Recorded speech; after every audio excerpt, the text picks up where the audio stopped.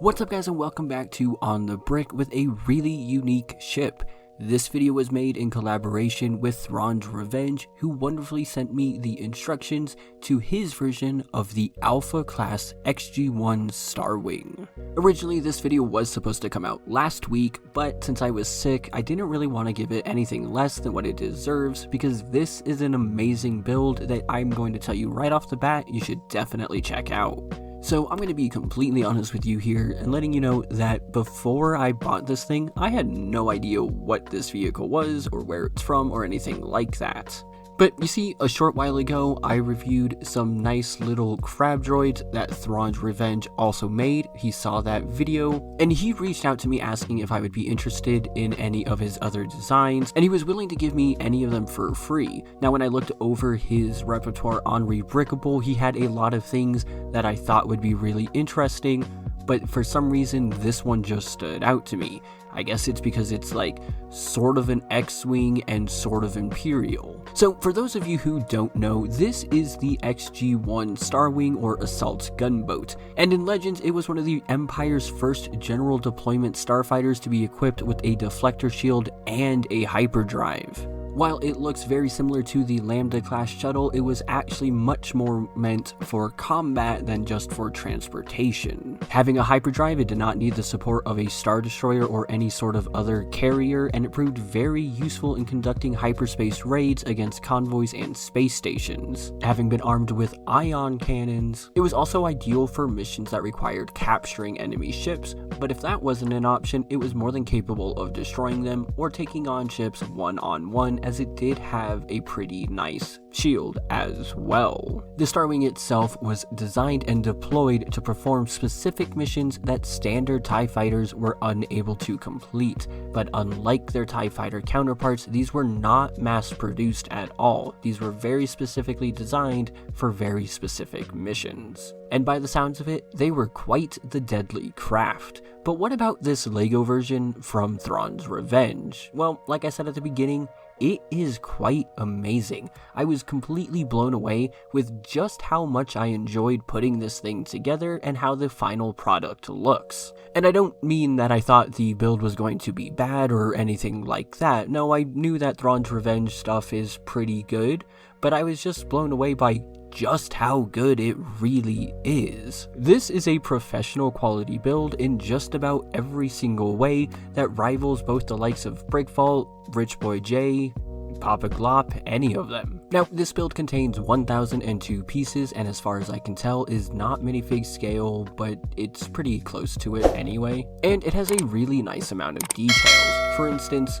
one of the things that makes the Alpha so impactful are these missile bays on the sides, or these could be engines too, depending on the layout, but in this particular case, they are weapons, and I really like how Thrawn was able to make this, as it just looks really good being surrounded by the tiles, and he uses some nice and interesting pieces here to get the tips of the weapons as well. That's a really complicated way of just saying that I think this looks good. One of my favorite parts though is right next to that with the cockpit. Like I said, it is sleeker than the Lambda, and I think he did a fantastic job of capturing that here. This front area has multiple angles going on. Not only does it stay in line with the actual windshield behind it slanting downwards, but the sides slant inwards and the bottom slants upwards, while the entire thing is at a weird angle, and it all comes together extremely well.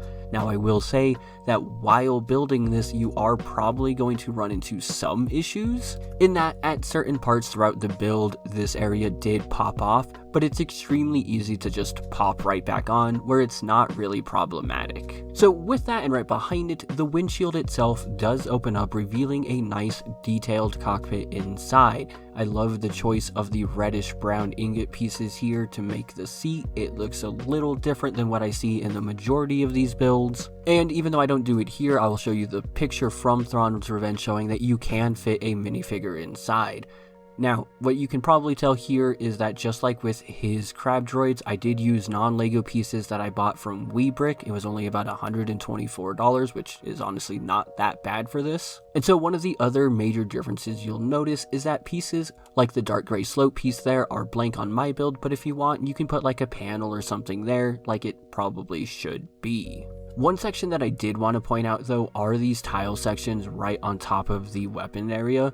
In the actual build and parts list, some of these are 2x6 tiles, which is a piece that is still surprisingly rare. Sort of, like there's over 1,000 of the 2x6 light bluish gray tiles on Bricklink. However, they tend to be really expensive, like way more expensive than just buying extra 1x6 tiles, and most people only sell like 1 or 2 anyway, which means that if you're looking at getting all of the ones required for this build, you're probably going to be spending about 45 to 50 cents each if you do that, which is why I didn't, and I just went with the 1x6 tiles, and as you can see, that was totally fine, and it doesn't really make that big of a difference. And another section that I just really quickly wanted to point out are all these black pieces here, these black 1x1-1x2 inverted bracket pieces.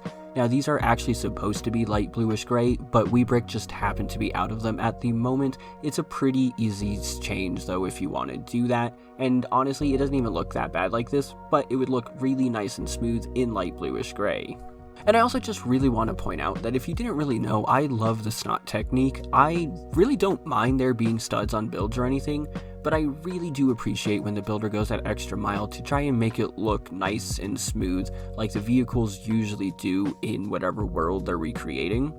Especially because sometimes the techniques required to do that are really out there, and this side section is definitely one of those. It is definitely one of the more interesting areas of this build, and it surprisingly just fits in perfectly well. But another area where this is done extremely well is of course with the wings. There are several different techniques used to make this come together. It's not just bricks on top of bricks, it's actually a little bit more intricate than that, so that not only can he get the different colors in there, but that he can get the different angles required as well. There's brackets, slope pieces, Technic pieces, cheese wedges, and one of my favorite things is that he doesn't do that really weird thing where you stick a pin on the underside of a brick and then you put the cheese wedge on the other side. No, he just found the way to make this work naturally. And on top of all of that, the wing is extremely sturdy. Now of course underneath the wing are some of the weapons included with this Alpha XG1 star, whatever it was called. This is a more typical sci-fi build using bars, pins, and then of course like some Technic wheels and whatnot, but I still think the end result looks really well done. This looks like a futuristic gun that I would see on some sort of Star Wars vehicle. And then, on top of the stationary dorsal fin, you do have 2 smaller cannons as well that you can technically move around, but I would be a little weary of doing so. This section is slightly fragile, so these might pop off, but if they do, you can always just pop it right back on. And the last major section to look at here is of course the engines. This is a pretty simple section back here. There's still some technique, some deviation going on, but overall it is pretty simple and it just does what it needs to do. But of course this isn't just a nice looking build, it's also functional, so you can actually take these wings and lower them down. It's an extremely easy and smooth process to do. Literally, there is no struggle or anything with this. They are on some hinge pieces, so you just have to click them down and they stay in place. And once lowered, this allows for what I think is an amazing looking profile of this vehicle. If I was a rebel seeing this thing coming at me, I would probably be a little scared because, yeah, this thing is terrifying looking. It has 5 wings, which is a little ridiculous, but still kind of terrifying. And now, while I personally didn't really build it because I always forget to, there is a stand as well that you can buy for this, so that if you want to display it with its wings down, you absolutely can. However, if you don't want to do that, there is an easy solution for that as well. You see, the underside is also a completely finished and tiled section, which looks amazing, but it holds some secrets, which I, unfortunately, really struggled to show off in this video for some reason. But you see, that 2x4 tile in there actually contains a full piece, I'll show the picture here again, that can come out of the entire build. And this allows for two things. First, there's a hole in there for if you want to put it on the stand, that's where it would go.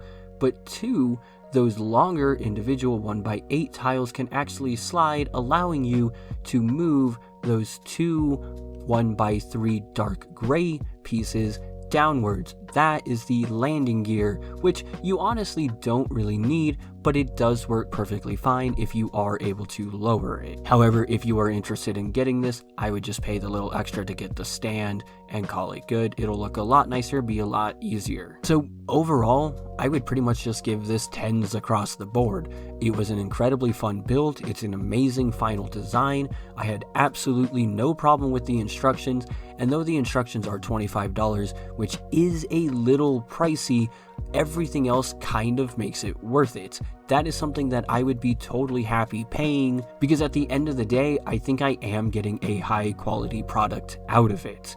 Now, with all of that said, I do want to extend an apology to Thrawn's Revenge, as he asked me if we could do a Discord call so he could talk a little bit about this and explain a little bit more about it to you guys. Now, obviously, I was not able to do that, otherwise that would be in this video at this point, and a huge reason for that is because I've been really sick for the last week. You can probably hear in my voice that I am still recovering from that. I have had almost no energy for the last few weeks, and almost no time either, as I, well, have a lot of work to make up for. So if you do want to know about this, I'm going to link to his Instagram in the description down below as well, so you can reach out and ask him personally, and hopefully he'll be happy to answer any of those questions. But I'm also linking to his Rebrickable page with all of his wonderful builds in the comments down below. I don't get anything out of it if you guys buy from him, but I would still recommend checking him out, as he has some amazing builds and it's definitely going to be worth your time. So let me know if there are any of his other builds that you would like to see me show off on this channel, as I'd be more than happy to do so. Please remember to like and subscribe if you haven't yet, and consider checking me out on Instagram, Discord, and of course on Patreon, where you can join all these wonderful people, get extra entries into the monthly minifig giveaways, and get shoutouts like Jonathan. Thank you all so much for watching, and I'll see you in the next one.